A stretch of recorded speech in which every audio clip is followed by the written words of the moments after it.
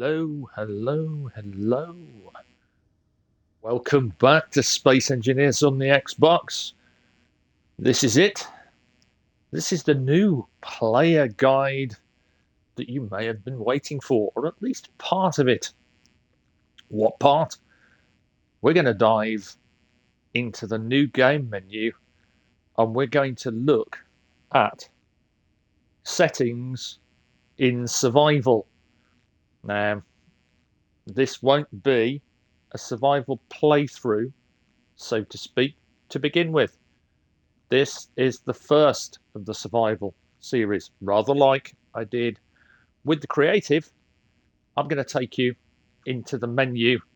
I'm going to show you some of the settings that you can enable or disable to make things easy for yourself in your first time. This guide is designed for new players, remember, so veteran players may look at these settings and go, oh, I wouldn't set that. So remember, everybody starts somewhere. Where do you start? Well, starting with options, pop over to game and look down and see if experimental mode is on. If experimental mode isn't on, you may want to turn this on. This unlocks unofficial, not fully developed and tested features, but also makes things easier in many ways because it will let you push certain systems of the game beyond where they're supposed to be. Also, you will need it if you ever decide to put mods on. If you decide to put mods into your game, you will need experimental mode. So make sure that is checked and press X to confirm it. And then we'll pop down to audio as well. Look on audio and look for ship sounds there, speed-based ship sounds. If this is ticked, untick it because it makes a much better sound when you've got realistic sound in the settings. And again, when you select anything or deselect it, press X to confirm. Then we're going to have a pop over to the new game menu. In the new game menu, we want to open custom. And then we want to look down the scenarios until we find home system. And we want to make sure it's on survival. Now, I tend to turn off auto saves because I save the game myself. So you may want to do that, or you may want to leave it on. I'm going to turn it off. We're not using any mods, and you can, if you want, change the name.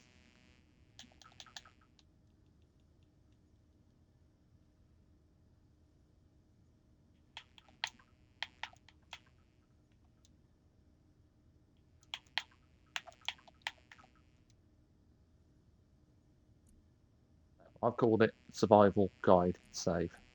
It's an offline game. We don't want anyone in yet. And before we do anything else, we press Y. This will open up the advanced menu. Now, let's go through this. We'll adjust the inventory size of the character to 10 times. We'll change the block's inventory size to 10 times. We'll push our assembler and our refinery to 10 times, but we will leave welding and grinding speed at ×2. We will leave our environment hostility, this is meteor showers, to safe, and everything here except for sound mode. We will change sound mode to realistic. Leave that as it is, leave this as it is, unless you're running an older Xbox. You can drop this down, and that 7 kilometers will give you a performance-friendly version. We'll leave the sun 2 hours in case we want to use solar tracking at some point without scripts. We'll leave all this. And now, this is where you want to push your PCU up. And if you've got experimental mode on as well, you can actually push your PCU further, usually. So I can push mine all the way to 500,000. We will leave optimal spawn distance because we're not playing multiplayer. So let's look at these settings now. Auto healing, yes. Delete respawn ship, no. Enable spectator, no. We're playing survival. Show player names, yes. Reset ownership, no. Thruster damage, we're playing survival, so yes. Or you can turn it off. That's up to you. If you leave it on, basically your thrusters will damage the blocks beneath them, players and small objects. It's up to you. I'm not going to say turn it off. I'm not going to say leave it on. Weapons, yes. Cargo ships, NPCs, yes. Destructible blocks, yes. Tool shaking, yes, unless it gives you motion sickness, in which case turn it off. Adaptive simulation quality, you want to leave this on if you've got an older machine and you want to make things easier on yourself just anyway. Voxel hand, you can leave on. Random encounters, you can leave on. You can leave that on. You can leave that on. You can leave that on. Leave that on. Don't bother with this yet. Leave your jetpack on if you're just starting out. Spawn with tools, yes. Yes. Drones, yes. Now, it's up to you. Wolves will appear on Earth. Spiders will appear on Pertum and the alien planet. Leave all this. Leave that as it is for the time being. Leave this as it is. This as it is. And the progression tree. If you're playing survival, again, you can choose whether or not you want to make things easier or hard for yourself. If you enable progression, then you are going to have to research the technology by basically building the blocks before. Once you build one type of block, it will unlock other blocks in the tree.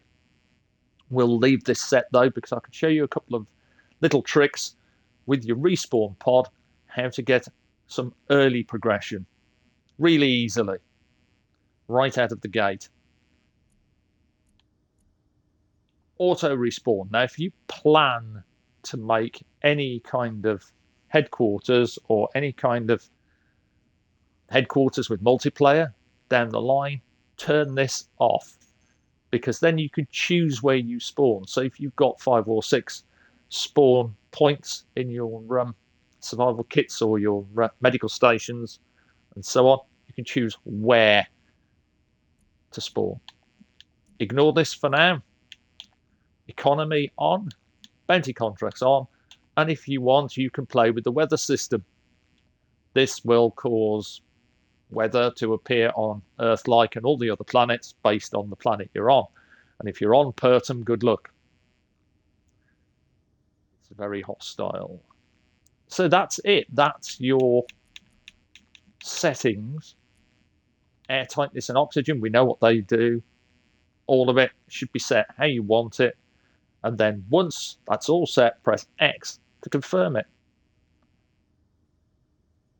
Then before you do anything else, press X again to start the custom game on the home system.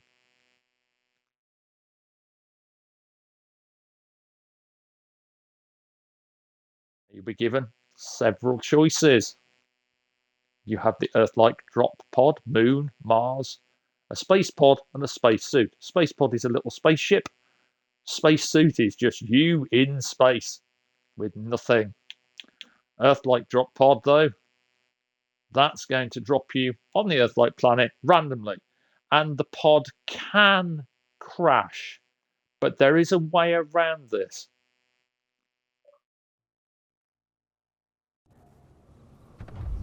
Here we go. Bumper and up. See, we're coming down. Falling, falling, falling, falling. The parachute should deploy, and the pod may well come down in a nice and friendly manner. So this is not going to be your start. It's completely random. You could end up where I am. There you go. The pod is down. And so I am not going to play fully. But what I'm going to do is I'm going to show you what to do when you first get out your pod. Start, we want to look at the passenger seat. And you want to open the passenger seat inventory. And you want to take out your gun, your ammo, and this, your data pad. And you want to read this data pad and press Y. And then you want to press Y again, and it will create a GPS. If you look in your GPS menu by tapping LT once, you'll see that we have got a pasted from clipboard station. Now this won't appear yet, so you'll need to tell it to show it on the HUD, like that. And then when you look, it's 18.62 kilometers that way. We've landed in a nice little grassy meadow, and we're next to the respawn pod. On the pod, you have an O2H2 generator. And the most important part of the pod is your survival kit.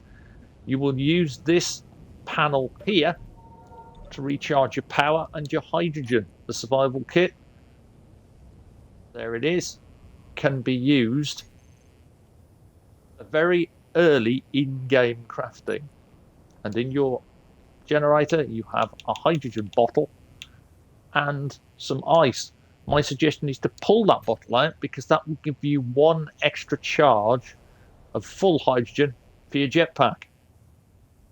And looking around, we've landed in a field, and this is where I'm going to save it. So that's my suggestion for you, is hold down both bumpers, press X and quick save. Now you've got a quick load, you can come back to this position with both bumpers and Y. And if you're on a Series X, it'll load fairly quickly. A few seconds and you're back in. And your pod's there. But that's where I'm leaving this one. That's part one of the new player guide for survival. So I will say, stay safe, take care, have fun, enjoy the game. Keep your eyes peeled for the next one. There will be a mod showcase tomorrow. I'm going to be looking at some railguns. That's right. So stay tuned for that one as well. And remember, Thursday at 5 p.m. UTC is the Space Engineers update stream. Look for Keen's official YouTube and their Twitch, the Space Engineers, and keep your eyes on that one, because this is Warfare 1 Field Engineer. And we've already seen 3 teasers from it so far, including a rocket launcher. This is the year of war. Bye for now.